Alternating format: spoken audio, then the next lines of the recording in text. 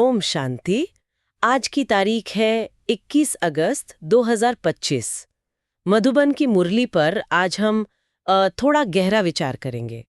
आज के हमारे ज्ञान मंथन का आधान है ये मुरली, जिसका सार है ईश्वरी मत पर सुख धाम की ओर। और शुरुआती कितनी शक्तिशाली है।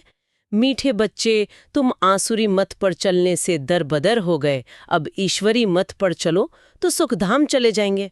सीधी सी बात। और हाँ, इसमें एक बहुत ही अहम सवाल भी उठाया गया है कि बच्चों को बाप से मतलब परमात्मा से कौन सी उम्मीद रखनी चाहिए और कौन सी नहीं, जिसका जवाब भी साफ है। उम्मीद रखो पवित्र बन अपने घर जाने की, अपनी राजधानी यानी नई दुनिया में जाने की। ये नहीं कि मेरी बीमारी ठीक कर दो या मुझे ये दिला दो वो दिला दो, नहीं। बाप का काम है पतित से पावन बनाना और ऐसे कर्म सिखाना जिनसे मतलब आगे चलकर विकर्म ना बने। तो चलिए इसी मार्गदर्शन को थोड़ा और समझते हैं। तो इसमें जो सबसे पहली बात ध्यान खींच रही है वो है आसुरी मत। इस पर चलकर भटक गए। आज की दुनिया में अगर देखें तो ये आसुरी मत क्या है असल में? सिर्फ कोई बुरी सलाह या कुछ और गहरा? ये बहुत अच्छा सवाल उठाया आपने। देखिए, आसुरी मत सिर्फ किसी की दी हुई गलत सलाह भर नहीं है। ये वो हर सोच है, हर प्रभाव है जो हमें आत्मा के बजाय देह समझने पर मजबूर करता है। जैसे दुनिया की चीजों के पीछे भागना, दूसरों की देखा देखी करना या अपनी जो असली पहचान है, आत्मिक पहचान, उसको भूल जाना।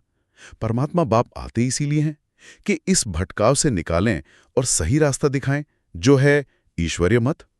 उनका काम है हमें आत्मा का एहसास दिलाना, पावन बनाना, ना कि हमारी मतलब छोटी मोटी दुनियावी इच्छाएं पूरी करना। ये उम्मीद रखना ही कह सकते हैं ठीक नहीं है। सही है। तो रास्ता है आत्माभिमानी बनना। सुनने में तो ये बहुत ऊंची अवस्था लगती है, लेकिन रोज की जिंदगी में काम, घर, रिश्ते, इनके बीच ये कैसे मुमकिन है? क्या सब कुछ छोड़ना पड़ेगा इसके लिए? नहीं, बिल्कुल नहीं। और यही तो इस ज्ञान की सुंदरता है। आत्माभिमानी बनने का मतलब ये नहीं कि घर बार छोड़कर कहीं चले जाएं। मुरली में साफ कहा है, गृहस्थ व्यवहार में रहते हुए अपनी नौकरी धंधा करते हुए ये अभ्यास करना है। असल मतलब है कि मैं कर रहा हूं इस भाव से थोड़ा ऊपर उठना, साक्षी होकर अपना पाठ देखना। याद रखना कि मैं आत्मा हूं, ये शरीर तो जैसे एक कॉस्ट्यूम है और मेरा असली घर तो परम धाम है। जब ये याद रहता है ना, तो काम करते हुए भी मन भारी नहीं होता। कर्म तो करना है, पर उसके मान अपमान फल में फंसना नहीं है। हाँ, ये बात सही है। और यहीं पर वो कर्म वाली बात भी आ जाती है कि सतयुग में कर्म अकर्म होते हैं और अभी कलयुग में विकर्म बन जाते हैं। इसको थोड़ा और समझाएंगे। अभी हम जो कर्म करते हैं वो क्या है? जी, ये समझना जरूरी है। देखिए, सतयुग में आत्माएं पवित्र होती हैं, देही अभिमानी स्थिति में होती हैं, तो उनके कर्मों से कोई दुख या बंधन पैदा नहीं होता। वो स्वाभाविक रूप से अच्छे होते हैं, इसीलिए उन्हें अकर्म कहा गया। अभी कलयुग के अंत में हम रावण राज्य के प्रभाव में हैं, मतलब 5 विकारों के असर में। तो हमारे काम अक्सर स्वार्थ से, गुस्से से, मोह से होते हैं और इनसे दुखी पैदा होता है। ये हुए वे कर्म। तो परमात्मा हमें श्रीमत देते हैं कि इस संगम युग पर विकारों को जीतो, मुझे याद करके कर्म करो, तब वो कर्म श्रेष्ठ बनेंगे, पुण्य जमा होगा, विकर्म नहीं। इसीलिए भोजन की शुद्धि पर भी जोर है, क्योंकि जैसा अन्न वैसा मन। हाँ, ये तो कर्मयोग जैसा ही हुआ, कर्म करते हुए भी योग में रहना। अच्छा, मुरली में स्वदर्शन चक्र का भी जिक्र आया है। आत्मा के 84 जन्मों के चक्र को जानना। ये जानने से रोज की जिंदगी पर क्या असर पड़ता है? ये जानना क्यों जरूरी है? हाँ, स्वदर्शन चक्र, ये ज्ञान एक तरह से हमें पूरी पिक्चर दिखाता है। जब हम समझते हैं कि हम आत्माएं इस ड्रामा में कैसे अपना पार्ट बजा रही हैं, कहाँ से आईं, कहाँ जाना है और अभी संगम पर हमारा क्या रोल है, तो फिर वर्तमान की जो छोटी मोटी मुश्किलें हैं या सफलताएं हैं, उनको सही नजरिए से देख पाते हैं। इससे एक अंदरूनी शांति और खुशी मिलती है।